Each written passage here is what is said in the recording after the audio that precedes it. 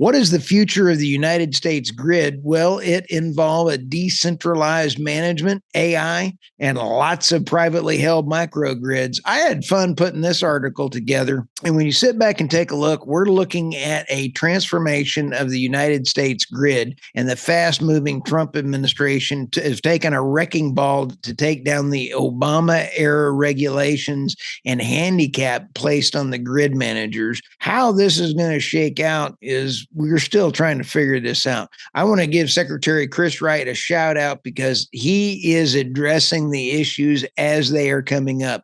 Deloitte estimates that the U.S. AI data center power demand will balloon from 4 gigawatts in 2024 to 123 gigawatts by 2035, more than a 30-fold increase. That is ginormous, even by President Trump standards. EVs are another major factor with widespread adoption expected to not as a significant load as charging infrastructure expands. That one I'm going to put a hold on and say only if the price comes down and if new technology is coming along for batteries. However, this surge has challenges. 104 gigawatts of planned power plant retirements, mostly coal by 2030, against the 22 gigawatt of new firm base load, which is part nuclear and mostly natural gas. You've got another 100 some odd gigawatts of wind and solar that are now looking like most of that 100 may not get installed because they're not going to be profitable without the subsidies.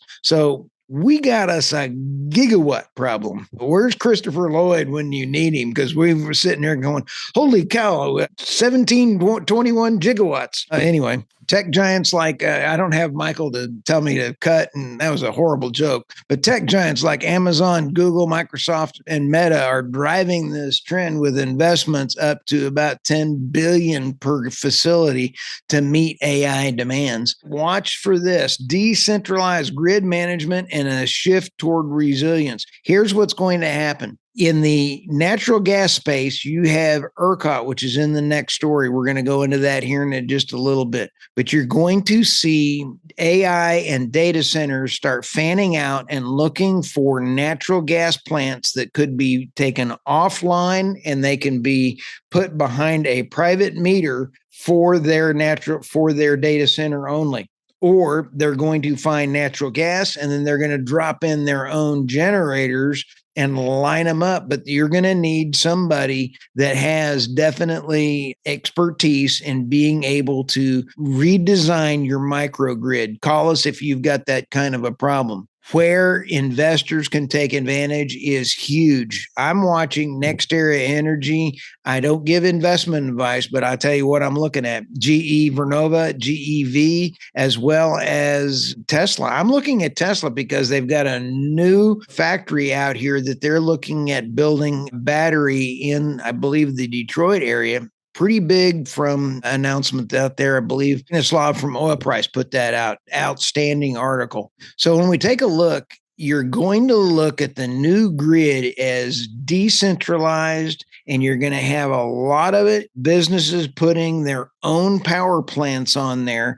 So all these dedicated sources are now going to cause some other issues, as natural gas pipelines are going to be dedicating pipeline to a data center that would not be going out to the consumers, or you're going to have consumers not have access to steady solid power, and they're going to be left to having all this wind and all this solar that is absolutely horrific as far as trying to balance it. So you're going to have a whole new way that the grid balancing authorities are going to have to look at. Is it behind a meter or is it out in here able to be used? It's a complicated process, and I guarantee it's going to get ugly.